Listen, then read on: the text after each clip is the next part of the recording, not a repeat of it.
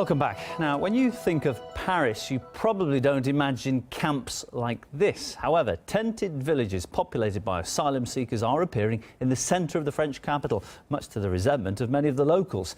RT's Anastasia Churkina went to meet some of those who've set up camp. Well, we're in central Paris under the Charles de Gaulle Bridge, where we see one of the camps where migrants, the majority of them from Africa, have been camping out for quite some time now, some of them for days, others for weeks, and others for even months. Now, we do know that they're spread out somewhat throughout the central parts of Paris. We can see a smaller camp over there that's been slightly covered up with wood, and some people are staying there.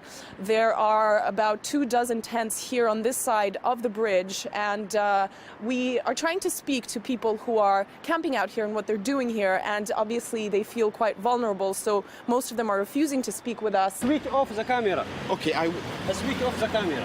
Switch off. Switch off. We want to go to England, you know what I mean? No, come again, okay? Please don't again come. You can go, okay? Please don't grab that. You can go. We're only talking to people You can go. who want Don't to speak with us. listen. Please give me back the microphone. You can go now or not go. We're leaving. Go or Please not give go. me back the microphone. Some of the people we talk to want to share their stories and feel like they want to tell us why they're here and what their struggles are, but also there are quite a few aggressive people who don't want to see cameras, obviously, and are getting quite worked up about media being present here. A lot of experts who have followed immigration in Europe, in the EU, particularly in Britain and France throughout the years, say that the fact that so many people are coming here is in many ways something that is a result of Europe's own actions, because of some of the conflict zones that these people come from are exactly what pushed them to run away from their countries and come to places like here in Paris in hopes of getting a better life. But for now, that life is yet to come.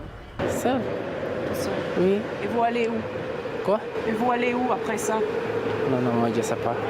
Anastasia Churkina, RT, Paris.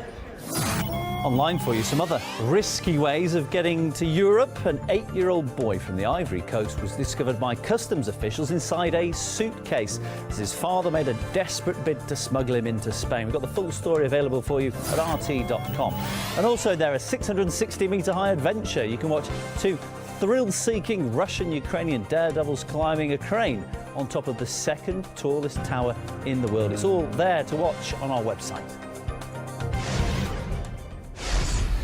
Next, the US state of Texas was left in shock this week after two Islamic State sympathisers opened fire outside an event there featuring cartoons of the Prophet Muhammad. Both of the shooters were killed by police before they could enter the venue. One of them had been on the FBI's radar for nearly a decade. That was for suspected terrorist activities. Now, he's believed to have posted messages on Twitter before the attack pledging allegiance to Islamic State. The event, officially aimed at promoting free speech, featured some controversial speakers. Don't mess with the free West and don't mess with our freedom of speech. Geert Wilders there is a far-right Dutch politician whose outspoken anti-Islam views earned him a place on Al-Qaeda's hit list. Depictions of the Prophet Muhammad are considered blasphemous in Islam. The organisers of the Texas event nonetheless awarded $10,000 for the best cartoon of him. Some civil rights campaigners say that the organisers' track record suggests the contest wasn't really about freedom of speech. The American Freedom Defense Initiative is run by a woman named Pamela Geller, who's been in the kind of anti-Muslim hate business for at least 5 or 6 years. We have been tracking her since the controversies over the Ground Zero Mosque occurred in 2010. This is the latest iteration of an anti-Muslim hate group that she's had.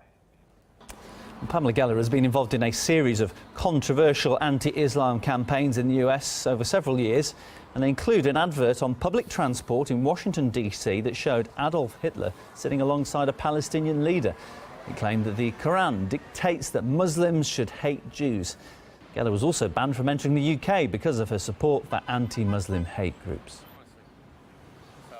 After the shooting, Islamic State aired a statement on its radio station saying that it was responsible for the attack, warning that more are to come. Political commentator Marwa Osman says that Washington's numerous interventions in the Middle East and Africa, they have created major domestic security risks for Americans. It is a planning, it's a tactic, it's a full-time strategy that the U.S. is working on, which explains what's going on in the Middle East. I mean, in some countries, they are fighting ISIS, and in the others, they are actually sending arms for them to fight people or groups they have a certain interest in eliminating from the entire region of the Middle East. But now, when it hits the West homeland, people there are going to start thinking about it, but unfortunately the propaganda, the media there is going to play a very good game to convince the public that now ISIS is a big threat and we have to go and fight. In other news, the warring sides in the Yemen conflict have agreed to a 5-day truce. That's to allow in humanitarian aid. The ceasefire is set to come into force on Tuesday.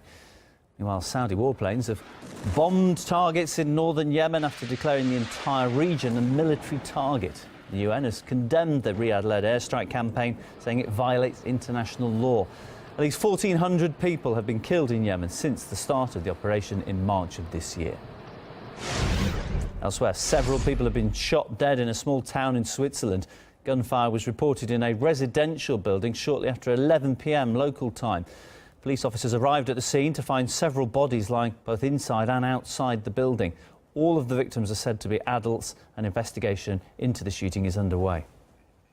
And there's been more gunfire in the Macedonian town that witnessed a deadly operation against an armed group on Saturday. Those clashes left 5 police officers dead and more than 30 more injured. Authorities say that the gunmen came from a neighbouring country. Meanwhile, the capital, Skopje, has witnessed several days of anti-government protests. Macedonia is seeing a surge of anti-government unrest over allegations of police brutality and electoral fraud. Thanks for staying with us here on RT International. If you can, stay a little longer. Up next, we will look at how US news and entertainment media portray and misportray the fastest growing and most diverse segment of the American population, Latinos.